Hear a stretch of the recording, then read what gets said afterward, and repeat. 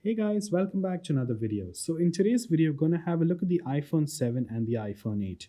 And we're going to decide whether it's worth upgrading your iPhone 7 to the 8 right now in 2019. So the iPhone 7 and the iPhone 8 are just about a year apart from each other, and both of them have a lot more in common than in differences. So that makes it pretty hard for people to justify an upgrade from their iPhone 7 to the 8.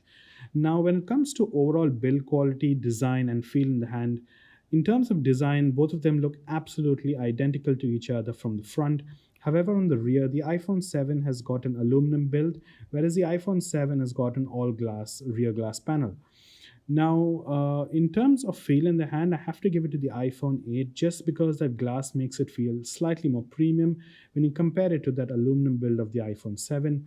Also, with the glass, you do get a slight heft to the iPhone 8. Now, in day to day usage, you're not going to notice the difference in weight.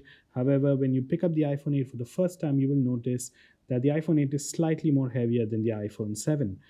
Otherwise, both of them do have aluminum frames. You don't get stainless steel or anything else, but overall, I say that the iPhone 8 is slightly more premium to the iPhone 7. Now, in looking at the displays, both of these displays are really good IPS LCD panels. Apple has done a really good job on both of these displays. In terms of differences, the only difference is that the iPhone 8 offers you True Tone. Now, the device I have in front of me does not have True Tone enabled since it has recently had a display replacement, and this display is not the original Apple display. So if you replace your display of the iPhone 8 and if it's not original, you cannot take advantage of True Tone and auto brightness. So do keep that in mind. Otherwise, if you're someone who really doesn't bother with True Tone or who never uses True Tone, then you're really not going to notice the difference between both these devices. Both displays are really nice. Both of them do get quite bright, easy to read in broad daylight, and the color reproduction, the viewing angles, overall both displays are really good. However, I will say that the display of the iPhone is slightly brighter when you compare it to the iPhone 7.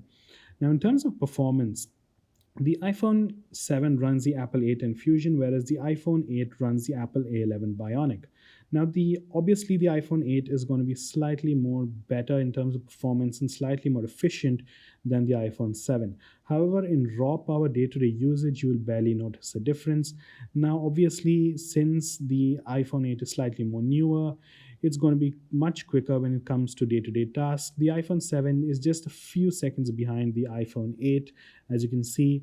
However, Apple did say that iOS 13 will be coming with a few performance improvements. So you will be noticing quicker app launch speeds. So I don't think performance is going to be an issue at all between both of them. However, I would say that the iPhone 8 is much more future proofed when you compare it to the iPhone 7. Now, Apple, since a really long time, has stuck to 5 years of software updates for all of its devices. So the iPhone 7, I guess, would get another update. That would be till iOS 14. So that would be another year. However, I could easily see the iPhone 8 getting another 2 to 3 years of software updates.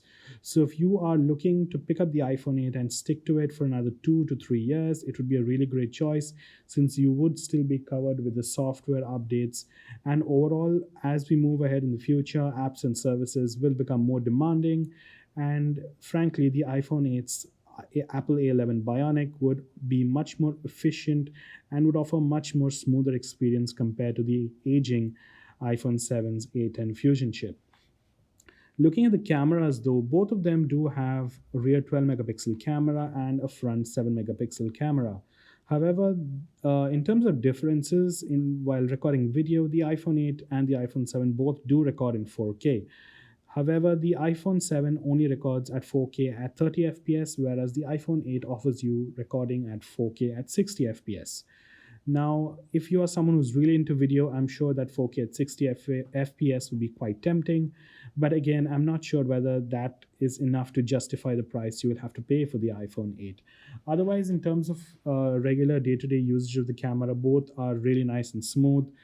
However, the iPhone 8 has slight improvements in dynamic range and low light photography when you compare to the iPhone 7. In terms of the camera app itself, both of them do offer the absolute identical experience. You don't have any different options or modes within the camera app itself.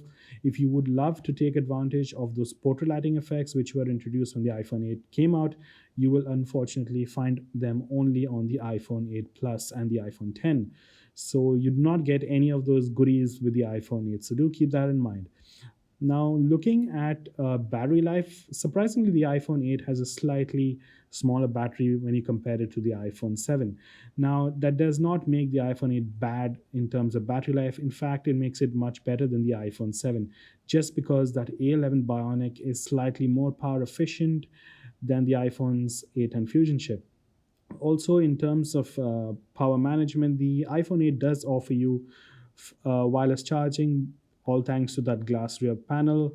And you also do get quick charging as well. Now, if you would love to take advantage of the quick charging, you will have to shell out a little bit more to buy the adapter that Apple offers. Otherwise, out of the box, the iPhone 8 does not take advantage of quick charging, since you still get that measly 5-watt power adapter with the iPhone 8. So I don't think you'll have a problem in terms of battery life. Now, again, this is going to depend upon how you're using your phone, the amount of wear that's on your battery. But I can easily say that both these phones can get you through one day. But again, if you're a really heavy user, you will have to top them up at least once throughout the day. Otherwise, in terms of pricing, you can buy the iPhone 8 brand new from Apple right now, but it will cost you a slight high £600 right now. And in my frank opinion, paying £600 right now in 2019 is not going to be worth for the iPhone 8. Since do remember the 8 came out in 2017 and the device is aging as we move ahead in time. And paying £600, you're still going to get that outdated design, and it's just going to look a bit stale in as we move ahead.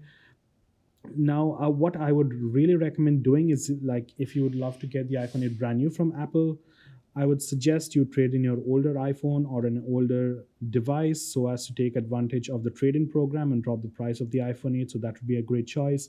Or else you can go third party, so you can have a look at sites like Facebook Marketplace, Swappa, eBay. You could also have a look at a few deals that are going on Amazon. So if you find a good deal on the iPhone 8, you can pick it up from there.